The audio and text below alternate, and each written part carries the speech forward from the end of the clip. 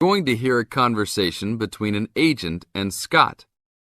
First, you have some time to look at questions 1 to 5.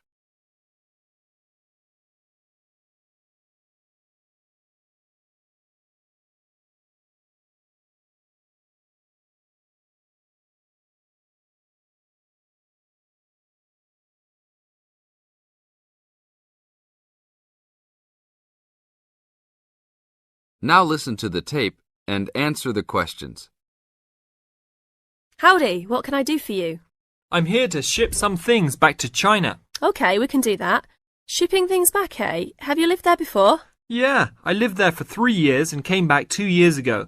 Now I'm going back to start my own business. Really? Did you ship things with us last time? No, I used a Chinese shipping agency. Well, I'll just let you know that rates have changed recently. So I don't know if they'll be comparable to what you paid before. It doesn't matter to me. My company's paying for it. Aha, then it's nothing off your skin, right? Okay, I'll need your name and where you need to go to pick up the items to be shipped. My name is Scott Linder, Linder, and I live in upstate New York, Saratoga Springs. Oh, sure, I know that place. I go to the races there. Great town. What's the zip there again? 770425. And the street address is 412 West Lake Road. 770425 Westlake, got it. And how big of a container are you going to be looking for? Well, I didn't have a container last time, and I don't think I'll need one this time. I think that I'll have about 6 cubic meters. We can get a subsection of a container then. How big is that? It's 2 meters wide and 3 meters long. 2 meters high, right? Yes, sir.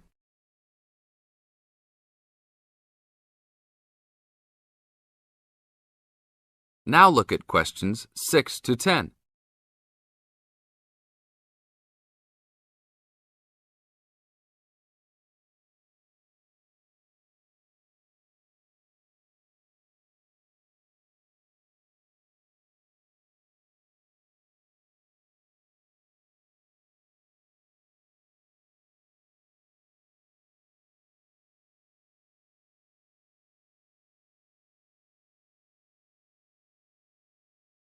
As the talk continues, answer questions 6 to 10. And for customs, I need to know what sort of items will you be shipping? Mostly furniture. But we'll also have quite a few boxes of books too. Any clothing? Nope, but we'll have some bicycles and wood that we use for a loft bed. Be careful with those bicycles. I hear bicycle theft is a big problem in China. Not if you know how to secure your bikes and where to store them. Well, good luck. How valuable do you want me to list the entire shipment as being? Let's say about $3,500. Great. Now you'll also have to go over to the customs department to check with them about shipping the wood over to China. I know there are concerns about termites, bugs, etc. No problem. It's the same wood I brought over from China last time. Then you should be okay. It's just a formality. And last of all, where would you like the shipment to be delivered? Well, I will live in Beijing, but let's ship it to Tianjin. My company will pick it up there. That's all right then. Have a nice trip. Thanks for your help.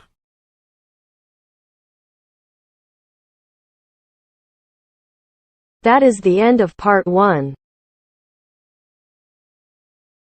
You now have half a minute to check your answers.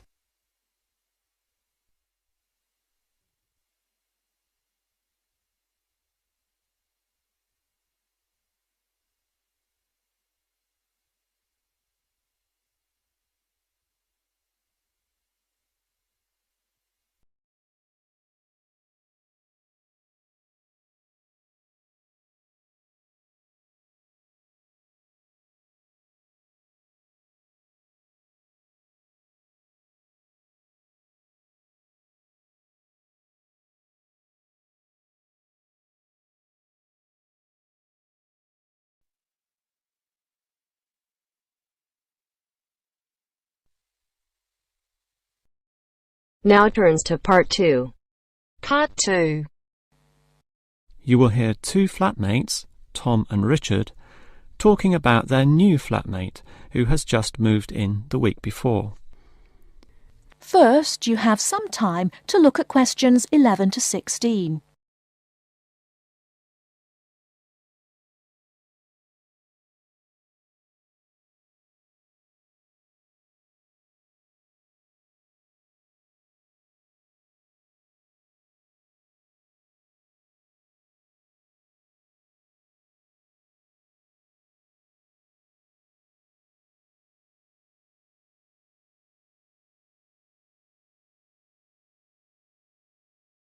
Now, listen carefully and answer questions 11 to 16. Hi, Richard. I'm glad I caught you here. Can I just talk to you about something? Our new flatmate, Anders, is not quite what I had hoped. I was wondering if you shared my concerns about some of his behaviour. Yes, Tom, I know what you mean, but we can't be entirely negative. He has good points. I mean, at least he's quiet. He doesn't play loud music all night or bother others or turn his TV up, disturbing everyone. Sure, he's quiet, but remember our last flatmate? He'd say hi to you and smile and treat everyone politely. In comparison, this new guy is very impolite. He just grunts in reply and sometimes ignores me altogether. I guess that's just his way. You know, just his character. I don't think he realises he's being impolite, and it shouldn't matter to us too much. We can just ignore him too and quietly live our own lives. But his friends are hard to ignore when they visit. I know what you mean, but how often does that happen? I rarely see them, maybe once or twice a month. If they came more often, it might be a problem, but as it is, such rare visits don't matter so much. Wouldn't you say so? Well, I'm not sure, since it's very obvious when they're here because of all the cigarette smoke in the house. It stinks up the place, and you know we don't allow smoking on the premises. Well, I've never seen them doing this. Maybe they do it outside. Perhaps we can talk to Anders about it. Always remember, though, in one respect, he's a good tenant, and it's the most important aspect. The previous flatmate would always pay the rent late. I know what you're going to say. This guy pays promptly. But there's more to being a good tenant than prompt payment. I mean, you need to turn off the TV, clean up your dishes, dress respectably, be polite, and so on. I guess what I'm saying is that basically you need to cooperate with the others, and this new guy fails significantly in this respect. OK, I suppose you have a point there. Before you hear the rest of the talk, you have some time to look at questions 17 to 20.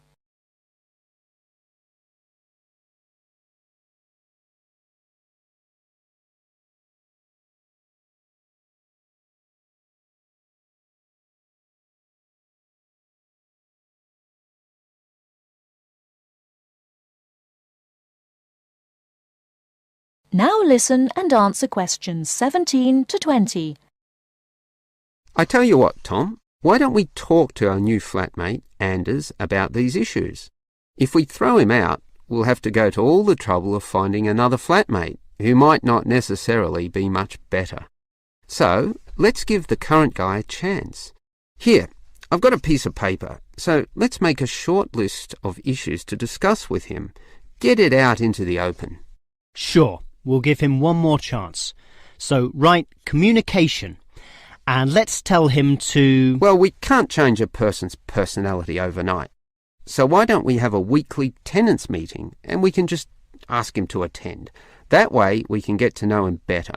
I'll write attend meeting and we can take it from there. OK, but we have to tell him about his friends. They can't just do whatever they want. Write a heading friends and then write don't smoke anywhere, inside or outside.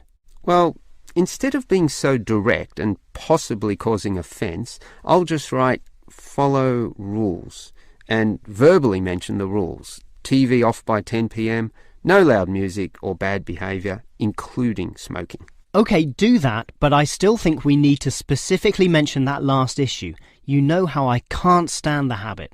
So I'd like this to be another and separate point. Cigarettes, strictly forbidden. And it's important to include the strictly here. We can't pussyfoot around too much. Sometimes directness is necessary. OK, I'll write that. Forbidden. OK. And what about cleaning duties? Anders is a little too relaxed about that. Dishes are sometimes not washed, dirty teacups are left around the place, and so on. So, right, must do better. Yeah, again, Tom, he might take that personally and it could cause a scene. I'd rather be general. I'll write must be done and I'll tell him that that's for everyone, not just him. OK? OK, as long as he gets the message. That is the end of part 2. You now have half a minute to check your answers.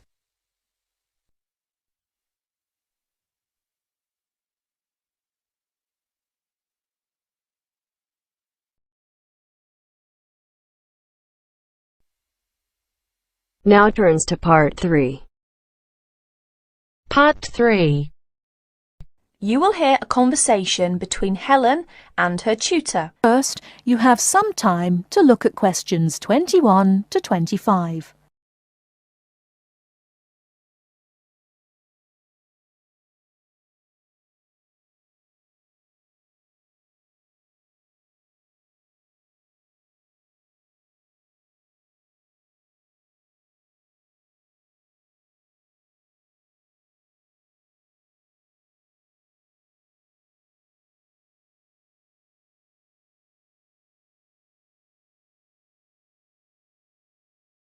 Now listen carefully and answer questions 21 to 25.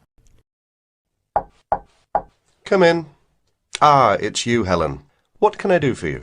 Well, it's about that essay on non-verbal communication. I'd like a bit of advice, if that's all right. By all means. That's what I'm here for. How can I help you?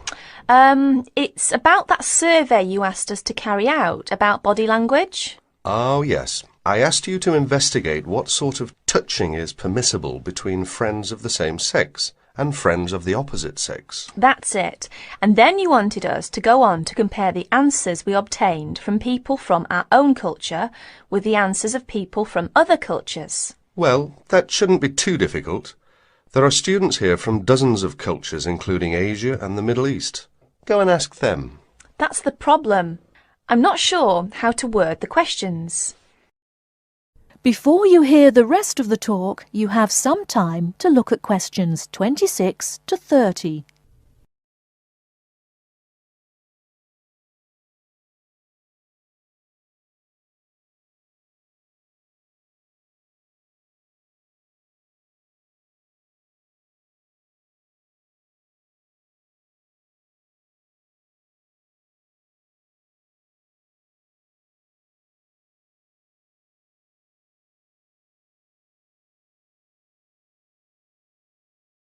Now listen and answer questions 26 to 30. Go and ask them. That's the problem. I'm not sure how to word the questions. I think I've got far too many. People don't want to be bothered answering them all. Is that the list of questions you have with you? Let's have a look. I see. Your basic idea is fine. You've got a checklist of the parts of the body we mostly use to touch people with, and a checklist of the parts of other people's bodies that we usually touch. But you don't have to go right through the list asking a separate question about each item. You can make your questionnaire much shorter if you ask open questions. Open questions? What are they? Sometimes we call them WH questions. What, when, where. Those are examples. Oh, I see. Yes, we learned about them in grammar. I hadn't realised how useful they'd turn out to be. I could just ask one open question about each subject and tick the answers I receive. That's right. Now, let's have a look at the list of parts of the body you're going to ask about. I see.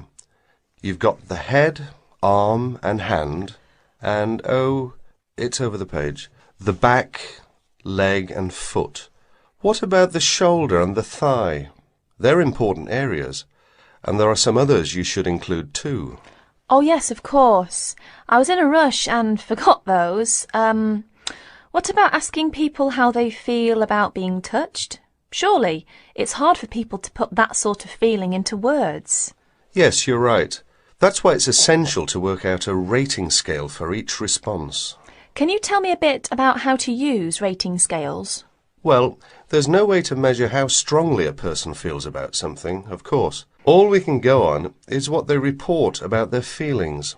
So what we do is offering them choices of ways to express how they feel. Very strongly, strongly, or not at all. That would be an example of a rating scale. In this case, as your survey is only a small trial sample, I suggest you use that 3-point rating scale I've just described. Very strongly, strongly, or not at all. That'll be enough to enable you to draw some broad conclusions. You may go on to refine your survey later if you decide to specialise in the study of non-verbal aspects of behaviour. Thank you. I'm much clearer now. Could I ask you one last question? I'm afraid I've got a brain like a sieve, but I just can't remember the technical term you told us for the study of touch. It sounded like happy, but of course it isn't. Oh, you mean haptics. Haptics. Of course, haptics. That's it. Happy to be of service. That is the end of part 3. You now have half a minute to check your answers.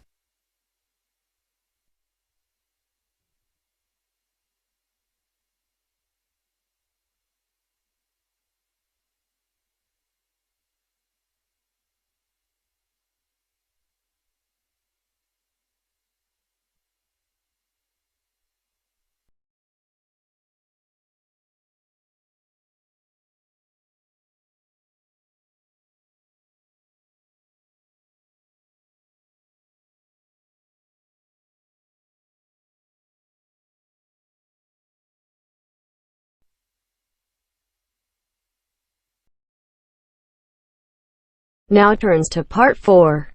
Part 4. First, you have some time to look at questions 31 to 40.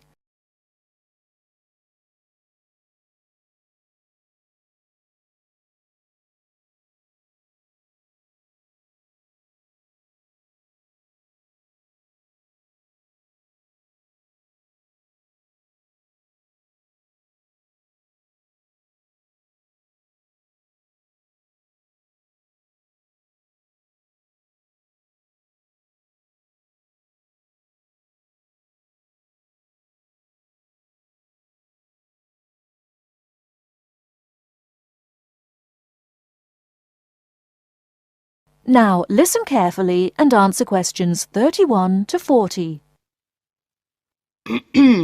Last week we looked at some of the features of modern houses, and today we're going to turn the clock back and look at traditional house design. I've chosen to start with Samoa, which is part of a group of Polynesian islands in the South Pacific Sea, because the influence of culture and weather on house design is quite clear there. So let's have a look at, first of all, at the overall design of a traditional Samoan house. Now, these days, houses in Samoa have become more modern and are usually rectangular. But traditional designs were round, or sometimes they were oval in shape. Here's a picture. This traditional style is still used, often for guest houses or meeting houses, and most Samoan villages have at least one of these buildings. As you can see, there are no walls, so the air circulates freely around the house. Samoa is a place that experiences high temperatures, but the open design of the house also reflects the openness of Samoan society. If the occupants want shelter, there are several blinds made of coconut leaves that can be lowered during rainy or windy weather. Or indeed, the blinds can also be pulled down if people want some privacy. The foundations of the house, that's the part beneath the floor, are raised slightly. In the past, the height was linked to the importance of the occupants, which we'll talk about another time. However, the floor of the house was usually covered with river stones. Today, we have a range of methods for balancing the temperature inside a building, but the stones on the floor of a Samoan home are ideal for cooling the building on hot days. Now, let's have a close look at the roof. This, as you can see in the picture, is dome-shaped and traditionally thatched or covered with leaves from the sugarcane. That's an established crop in Samoa. This was a job for the women, and it involved twisting the leaves and then fastening them with a thin strip of coconut leaf before fixing them to the roof in several layers. Now, the shape of the roof is important. You can see that the sides are quite steep, and that's done so that the rain falls straight to the ground without moisture going through the leaves and causing leaks or dampness inside the house. Then you'll notice how high the top of the roof is. This is a way of allowing heat to rise on sunny days and go through the thatching, thereby cooling the house. So, how does the house stay upright? Well, there are a number of evenly spaced posts inside. They encircle the interior of the building and go up to the roof and support the beams there. They're also buried, usually about 1.5 meters in the ground to keep them firm. These posts are produced using local timber from the surrounding forests. They're cut by men from the family or village, and the number varies depending on the size and importance of the house. Now, these posts were a very significant part of Samoan culture and did much more than hold up the roof. When there were meetings, people sat with their back to certain posts, depending on their status in society. So there were posts for chiefs, according to their status, and posts for speakers, and so on. And ordinary people sat around the side on mats. The last area I want to look at today is the attachment of the beams and posts, what you call fixing the construction. Traditionally, no nails or screws were used anywhere in such a building. Instead, coconut fibres were braided into rope to fix the beams and posts together. The old people of the village usually made and plaited the rope. This was a lengthy process. An ordinary house used about 40,000 feet of this rope, and as you can see in this picture, the rope was pulled very tightly and wound round the beams and posts in a complex pattern.